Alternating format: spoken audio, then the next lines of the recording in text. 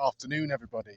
In today's video, I want to talk about digital ID and the concerns that I have in regards to digital ID and why I think that the government have made a bad mistake. So, Keir Starmer recently released a video on the government, and he basically said about introducing digital ID to deal with immigration and to deal with the problems that are occurring in the country at the moment in regards to if you do not have digital ID, then you cannot work. I think this is a mistake for a few reasons. The first is that they are lying to us because they are going to be using it for immigration, but they're also not going to tell us what else they're using it for. I believe that this is a big mistake, a huge mistake. And in fact, I don't think everybody is going to take up digital ID. I believe that those that do not, and if they cannot work, would be a mistake because people would not work. I believe that people really shouldn't have this digital ID.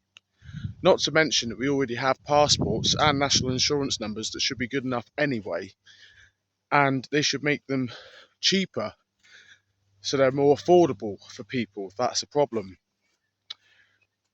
But digital ID could be exploited and used in many other ways, and that is the problem. I'm going to be putting a little screenshot now below about my letter to an MP. So I will read it now. I'm writing to express my strong opposition to the proposed introduction of digital identification systems. This policy was not included in the Labour Party manifesto, and as such, I believe there is no democratic mandate for its implementation. The introduction of digital IDs raised serious concerns about privacy, civil liberty, and the potential for government overreach. It is deeply troubling that such a significant shift in personal data governance is being considered without transparent public consultation or electoral endorsement.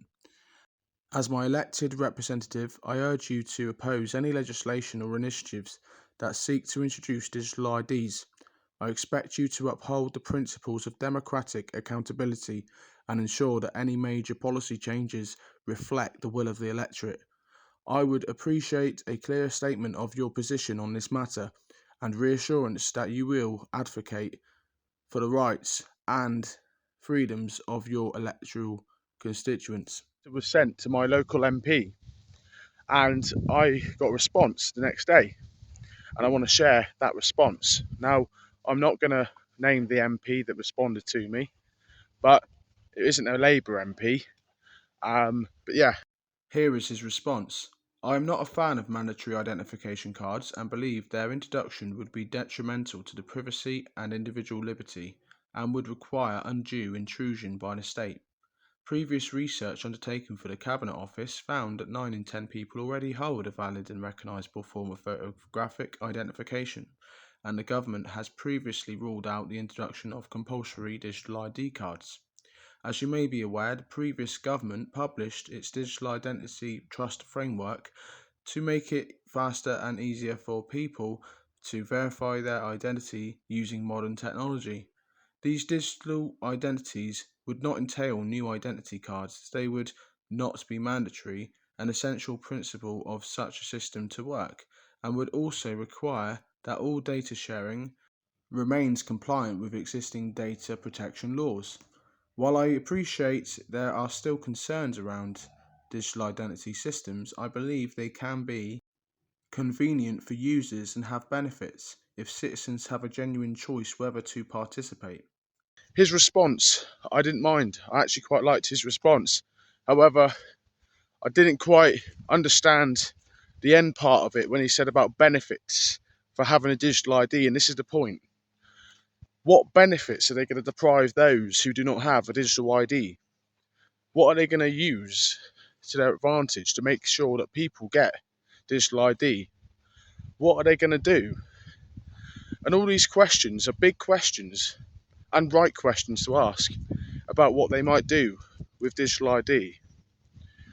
I don't know if you guys agree in the comments below about digital ID being a bad thing or a good thing, but let me know what you think, because I think it's dangerous.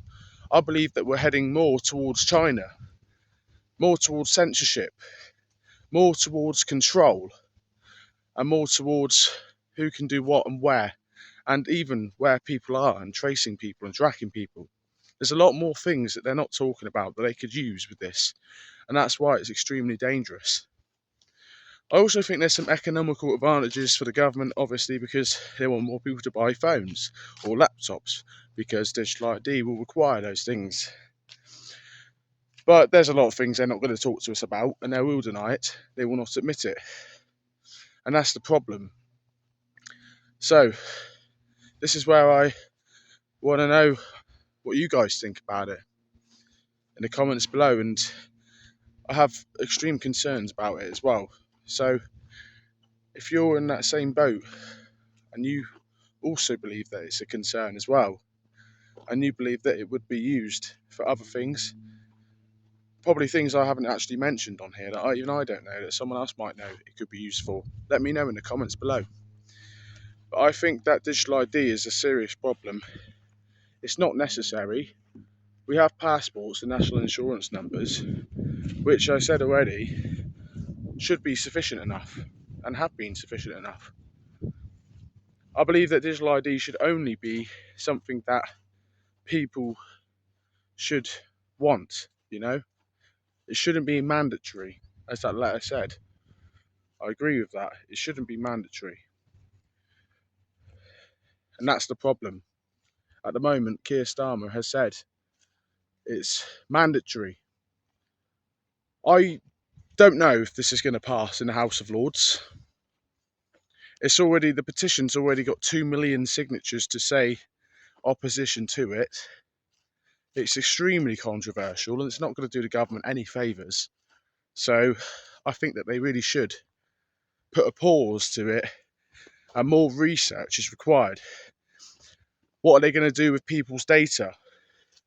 These sort of questions are big questions and necessary questions to ask about this digital ID system.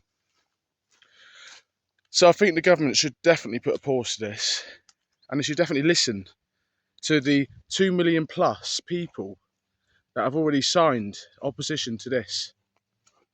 That's a lot of people, and it's counting. That's what I'm saying. So if the government are watching this video, more research is required. More terms need to be specified of what can and can't be done with this.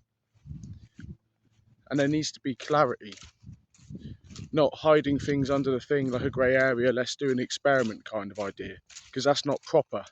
And that's what I want to make sure that the government know.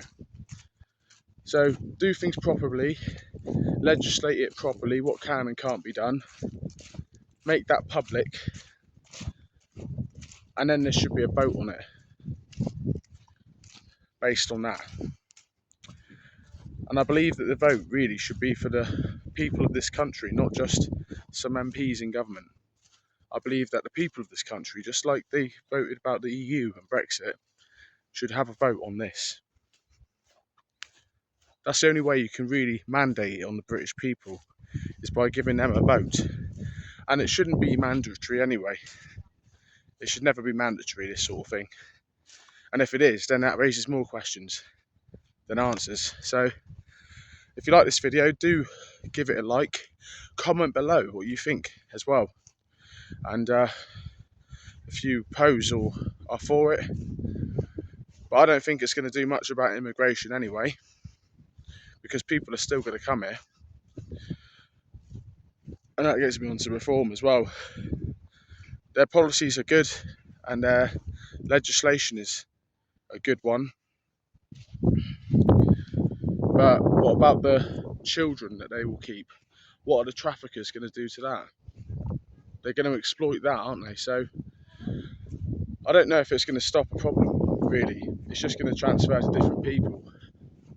But anyway, digital ID, guys. Let us know what you think.